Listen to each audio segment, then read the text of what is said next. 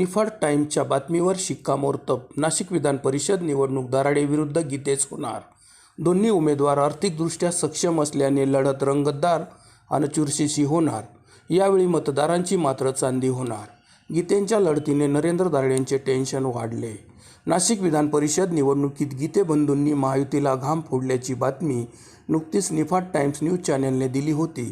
त्यात स्थायी समितीचे माजी सभापती गणेश गीते यांच्यावर राजकीय दबाव टाकून माघारी घ्यायला भाग पाडले जाऊ शकते असा दावाही केला होता. गणेश गीते माघार घेतील, पण बंधू गोकुळ गीतेंना पुढे करून निवडणूक लढतील.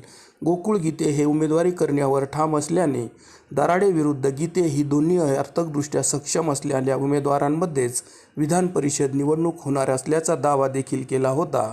त्यानुसार निफाड टाइम्स न्यूजने दिलेली बातमी ही तंतोतंत खरी ठरली आहे. अर्ज माघारीच्या शेवटच्या दिवशी काही तासांमध्ये नाशिकमध्ये हाय व्होल्टेज ड्रामा बघायला मिळाला. गीते बंधूंची मनधरणी करण्यात महायुतीचे नेते गुंतले होते.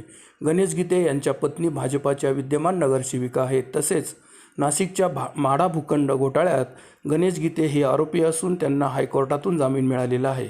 गणेश गीतेंच्या पुढील राजकीय स्थिती नकारात्मक असल्याने तसेच पक्षीय राजकारणाचा दबाव व इतर बाबींमुळे गणेश गीते उमेदवारी मागे घेण्यास तयारी झाले. परंतु त्यांचे बंधू गोकुळ गीते मात्र भाजपचे अधिकृत सदस्य नसल्याने त्यांनी मात्र महायुतीच्या नेत्यांना वाटाण्याच्या अक्षता दाखवत अर्ज कायम ठेवून निवडणूक लढवण्याचा मानस कायम ठेवला आहे. गोकुळ गीतेंनी नाशिक विधान परिषद निवडणुकीत उमेदवारी अर्ज कायम ठेवल्याने दराडे विरुद्ध गीते अशी तोलामोलाची रंगतदार आणि अटीतटीची लढत होणार आहे.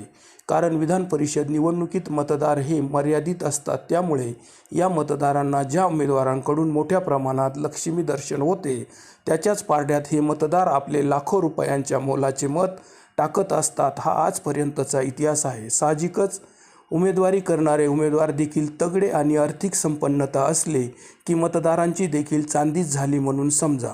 या निवडणुकीत देखील दराडेंना शह देऊ शकणारे आर्थिकदृष्ट्या सक्षम सर्वपक्षीय मतदारांशी संबंध असणारे गोकुळ गीते हे असल्यामुळे माजी आमदार नरेंद्र दराडेंची चांगलीच कोंडी झाली असून त्यांचे टेन्शन देखील वाढले आहे. तसेच महाविकास आघाडीतील काही नेत्यांशी गोकुळ गीतेंचे चांगले संबंध असल्याने ते मते गीतेंना मिळू शकतात. थोडक्यात काय तर महाविकास आघाडीचे गीतेंना पाठबळ मिळू शकते. त्यामुळेच दराडेंना ही निवडणूक जिंकणे मागच्या वेळेपेक्षा जास्त अवघड दिसून येत आहे.